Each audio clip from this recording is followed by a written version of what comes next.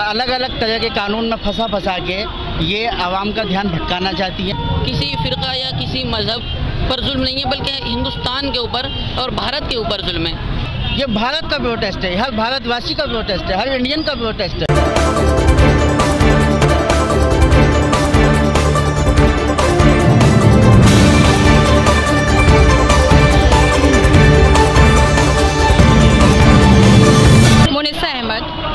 बताइए, NCR के चल रहा प्रोटेस्ट आखिर कब तक चलेगी आपकी लड़ाई? देखिए, ये लड़ाई तो तब तक चलेगी जब तक हमारा कोई डिसीजन, सही फैसला नहीं आ जाता, क्योंकि अभी जो भी चल रहा है हमारे देश में वो बहुत ही गंदा हो रहा है। मुझे तो ऐसा लगता है कि हमारे देश में कोई भी अब डेमोक्रेसी नहीं रह गई है। हमारा देश अगर बस नाम का एक डेमोक्रेटिक कंट्री है, और जो भी हुआ, अगर पहले असम में NCR लागू किया गया, उसके बाद जो ये CA का कानून बना है, इसकी वजह कर हम सब लोग, सिर्फ एक मुसलमान ही नहीं, हर कस्बे का इंसान, हर कम्युनिटी बहुत ज़्यादा सफ़र कर रहा है। देखिए, अभी जो लागू हुआ है, खास के ये सब जो चीज़ें आई हैं NRC को लेकर, आप बताइए कि हम जो गरीब इंसान है वो कहाँ से पेपर लाएगा?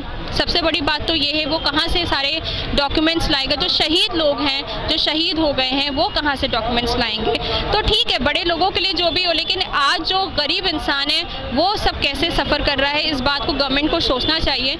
और मेरा ये कहना है कि सबसे इम्पोर्टेंट चीज़ होती है हमारा कॉन्स्टिट्यूशन। गवर्नमेंट को हमने बनाया है, हमने अपॉइंट ज़रूर किया है, लेकिन गवर्नमेंट का ये राइट नहीं है कि हमारे वो कॉन्स्टिट्यूशन को ब्रेक करे। एक्चुअली मैं जामिया मिल्लिया इस्लामिया आया और ये प्रोटेस्ट 28 दिन से चल रहा है, और अब ये किसी से ढका छुपा हुआ तो है नहीं।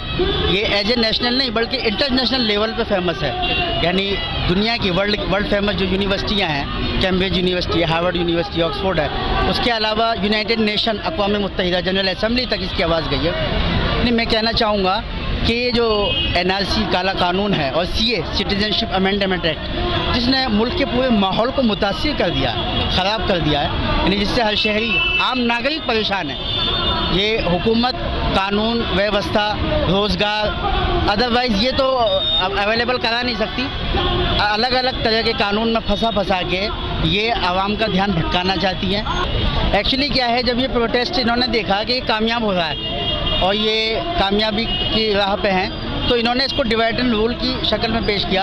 असल में एक्चुअली ये कहना चाह रहे हैं, ये इस प्रोटेस्ट को मुसलमान बनाम मुल्क करना चाहते हैं या हिंदू मुस्लिम करना चाहते हैं आपस में, ताकि इनका प्रोटेस्ट कमज़ोर पड़ जाए और इनकी आवाज़ दब के रह जाए। जब हिंदू मुस्लिम होगा तो जाहिर सी बात है कि वो CA और NRC के चक्कर में तो आएंगे नहीं, फिर वो हिंदू मुस्लिम में आ जाएंगे।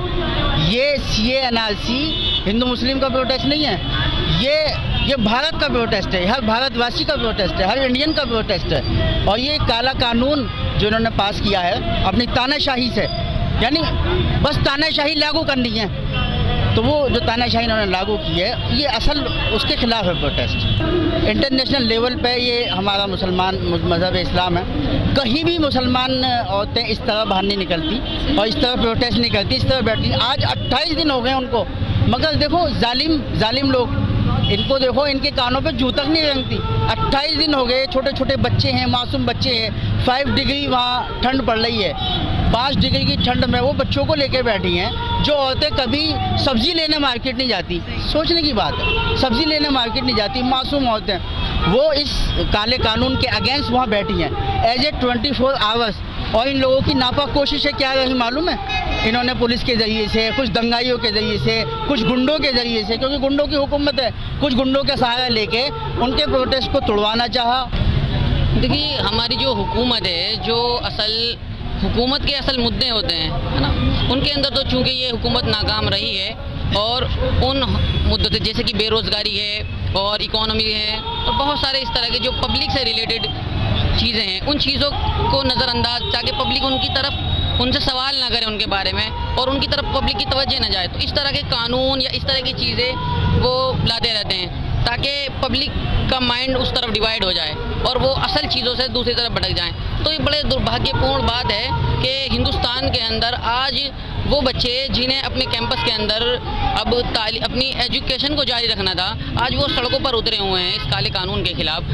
NRC और CAA ये जो कानून उन्होंने बनाया है, दर हकीकत ये किसी फ़िरका या किसी मज़हब पर जुल्म नहीं है, बल्कि हिंदुस्तान के ऊपर और भारत के ऊपर जुल्म है।